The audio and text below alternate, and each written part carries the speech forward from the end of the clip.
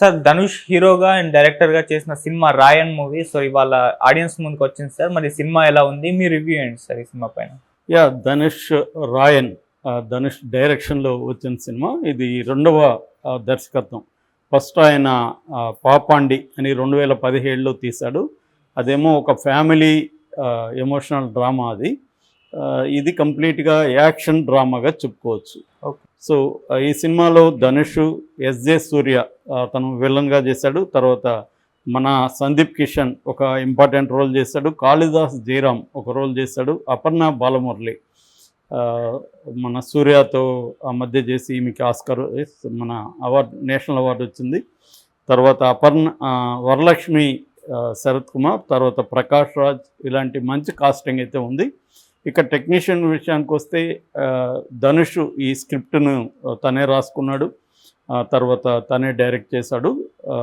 Music AR Rahman, Oscar winner. తర్వాత Om Prakash camera చేశాడు. Kalanithi Maran sun pictures మీద ఈ సినిమా తీశారు. దీనికి సెన్సార్ ఏ సర్టిఫికేట్ ఇచ్చింది, ముఖ్యంగా వైలెన్స్ ఉందని. సో బేసిక్గా కథ విషయానికి వస్తే వడచెన్నై అంటారు. తమిళనాడు అంటే చెన్నై ఉంది కదా, చెన్నైలో వడచెన్నై అంటే నార్త్ చెన్నై అన్నమాట. ఈ నార్త్ చెన్నైలో ఒక ఫ్యామిలీ ఉంటుంది. వాళ్ళు చనిపోతారు. వాళ్ళ పిల్లలు ధనుష్ పెద్దవాడు, అతనికి 2 తమ్ముళ్ళు, సందీప్ కిషన్ అండ్ కాళిదాస్ జయరామ్. తర్వాత ఒక చెల్లెలు తుషారా అనే అమ్మాయి యాక్ట్ చేసింది. సో ముగ్గురు మొత్తం ఇతనికి చిన్నవాళ్ళు. సో ఈ ముగ్గురిని తను ఎలా చూసుకుంటున్నాడు. తర్వాత తనకు ఒక అన్యాయం జరిగింది తన ఫ్యామిలీకి. ఆ అన్యాయం చేసిన ఒక పెద్ద గ్యాంగ్స్టర్ సిండికేట్, దాన్ని ఎలా ఎదుర్కొన్నాడు ధనుష్ అనేది కథగా విన్నప్పుడు ఇది రొటీన్ కథే. అనేక సినిమాల్లో ఈ రివెంజ్ స్టోరీ, తన ఫ్యామిలీకి అన్యాయం జరగడం, దానికి రివెంజ్ తీర్చుకోవడం అనే కథ మనం చిన్నప్పటి నుంచి చూస్తున్నాం. అది నాటకాల కాలం నుంచి, బ్లాక్ అండ్ వైట్ సినిమాల నుంచి ఇదే కథ ఉంది. అయితే స్క్రీన్ ప్లే ఇంట్రెస్టింగ్గా తీసుకెళ్ళాడు. అట్లాగే ఒక ఇంట్రెస్టింగ్ అండ్ థ్రిల్లర్ యాక్షన్ మూవీగా ప్రజెంట్ చేయగలిగాడు. అయితే వైలెన్స్ ఎక్కువ అయితే ఖచ్చితంగా ఉంది, అందుకని ఏ సర్టిఫికేట్ ఇచ్చారు. కళానిధి మారన్ వాళ్ళు ఇప్పటివరకు వాళ్ళ సినిమాలకి ఏవి ఏ సర్టిఫికేట్ రాలేదని కూడా ఎవరో చెప్తున్నారు. ఏదేమైనా వాళ్ళు ఏ సర్టిఫికేట్కి ఎందుకు ఒప్పుకున్నారంటే కట్స్, తర్వాత అక్కడక్కడ బ్లాక్ చేయడాలు ఇవేవి లేకుండా సినిమాని యాజ్ ఇట్ ఈజ్గా చూపించాలి అనే ఉద్దేశంతో ధనుష్ చేసినట్టుగా అర్థమవుతుంది. యాక్చువల్గా ఇది 14 ఏళ్లకు ముందు రాసుకున్న కథ అని చెప్పాడు. రఘువరన్ బీటెక్ సినిమా టైంలో ఇది, అప్పుడు అది 25వ సినిమా ధనుష్కి, ఇదేమో 50వ సినిమా. సో తన 50వ సినిమాకి తనే డైరెక్ట్ చేయాలి అని ముందే అనుకొని 14 ఏళ్లకు ముందు ఈ కథని రాసుకున్నానని చెప్పాడు.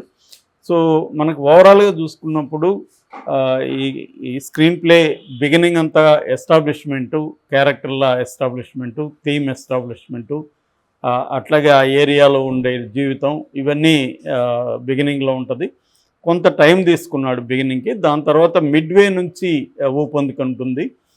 ఇంటర్వెల్ క్లైమాక్స్ ఖచ్చితంగా అద్భుతంగా ఉంది, అదిరిందని చెప్పచ్చు. దాని తర్వాత సెకండ్ హాఫ్లో కూడా అక్కడక్కడ స్లో మూమెంట్స్ ఉంటాయి, వేగం ఉంటుంది. ఎందుకంటే సెకండ్ హాఫ్లో ఫ్లాష్ బ్యాక్ సీన్లు, అసలు ఎందుకు సూర్య క్యారెక్టర్కి తన ఫ్యామిలీకి మధ్య ఏం జరిగింది, ఇవన్నీ సెకండ్ హాఫ్లో వస్తాయి. సూర్య క్యారెక్టర్ కూడా ఫస్ట్ హాఫ్లో పెద్దగా ఉండదు, సెకండ్ హాఫ్లో మనకి చాలా ఇంపార్టెంట్ రోల్. ఒక ధనుష్ తర్వాత సూర్య అనే ఇంపార్టెంట్ రోల్.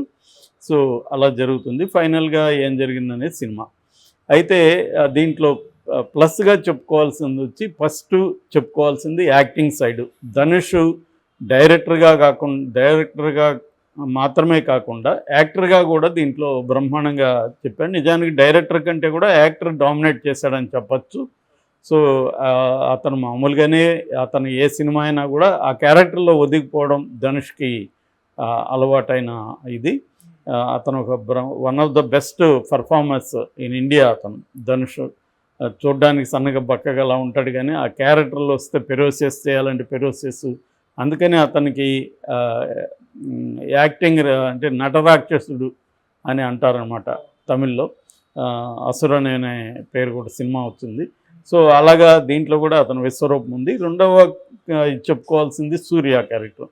సూర్య మనకి ఎస్జే సూర్య ఒక మంచి డైరెక్టర్ యాక్చువల్గా, తర్వాత విలన్గా మారిపోయాడు. జనరల్గా అతని స్టైల్ ఏంటంటే లౌడ్గా ఉంటుంది యాక్టింగ్, ప్లస్ కామిక్ టచ్ ఉంటుంది.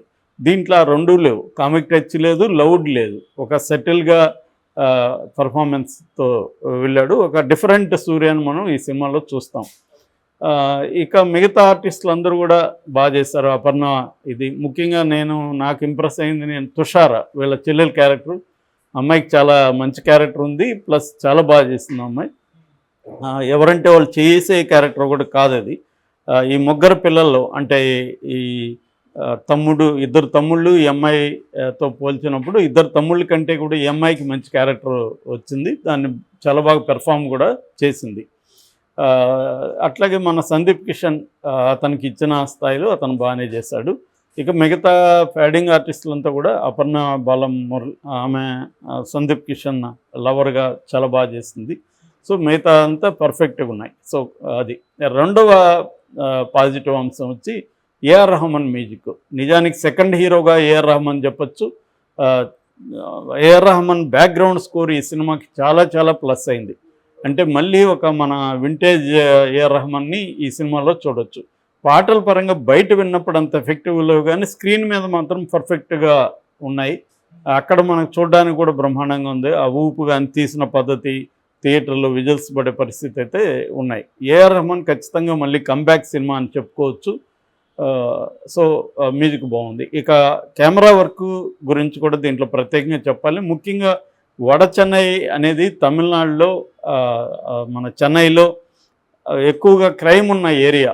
ఆ ఏరియా మనకి ఇక్కడ ధూల్పేట ఇవి చెప్తుంటారు కదా, అలాగా సారా వ్యాపారం కానీ అనేక రకాల బ్లాక్ మార్కెటింగ్ వ్యవహారాలంతా అక్కడ జరుగుతుంటాయి. దాన్ని బ్రహ్మాండంగా ప్రొజెక్ట్ చేయగలిగాడు. కెమెరా వర్క్, లైటింగ్ చాలా బాగుంది.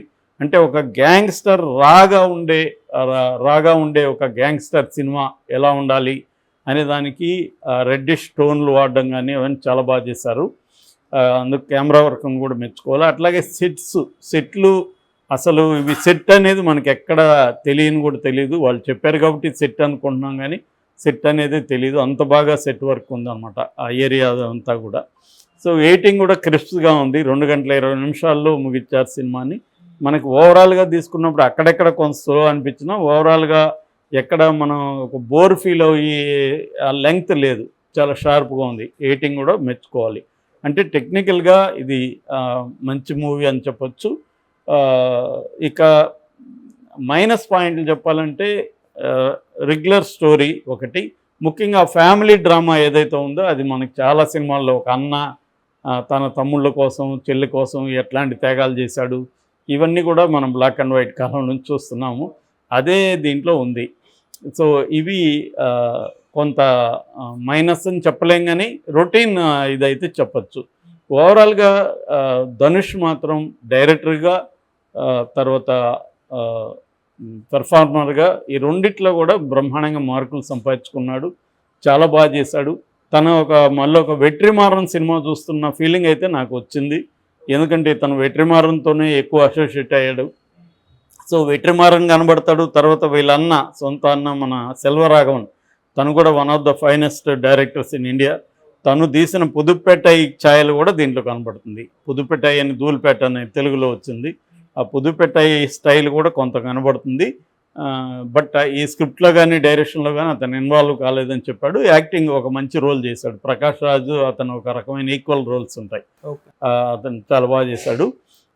తర్వాత వడ చెన్నై అని ధనుషే యాక్ట్ చేసిన వెట్రిమారన్ సినిమా ఉంది. దానికి కూడా పోలికలు కనబడుతున్నాయి అన్నమాట. అంటే మనకి ఇటువంటి ఒక రియలిస్టిక్ రాగా ఉండే గ్యాంగ్స్టర్ మూవీసు, ఇదంతా కూడా నాకైతే favourite all time Martin Scorsese, Hollywood. So ఆయన ఛాయలు పుదుపేటలో కూడా కనబడతాయి. కొన్ని హత్యలు అయితే మార్టిన్ స్కార్సెసే సినిమాల్లో నుంచే పెట్టినట్టుగా ఉంటుంది పుదుపేటలో. అట్లాంటిది దీంట్లో కూడా ఉంది. ఆ మార్టిన్ స్కార్సెసే ఉన్నాయి. గ్యాంగ్స్ ఆఫ్ ఓసియాపూర్ ఇవన్నీ కనిపిస్తుంటాయి. అంటే జనరల్గా ఇటువంటి ఒక రాగా ఉండే గ్యాంగ్స్టర్ మూవీలో ఉండే లక్షణాలన్నీ దీంట్లో ఉన్నాయి. సో అయితే ఖచ్చితంగా ఇది అడల్ట్స్ 18 ఏళ్ళు పైబడిన ప్రతి ఒక్కరూ చూడాల్సిన సినిమా. ముఖ్యంగా యాక్షన్ సినిమా లవర్స్కి ఇది పండగ అని చెప్పచ్చు. సినిమా చాలా విజువల్గా చాలా బాగుంది, ఎక్కడ బోర్ కొట్టదు. సో ధనుష్ దీన్ని ఒక డైరెక్టర్గా, ఒక హీరోగా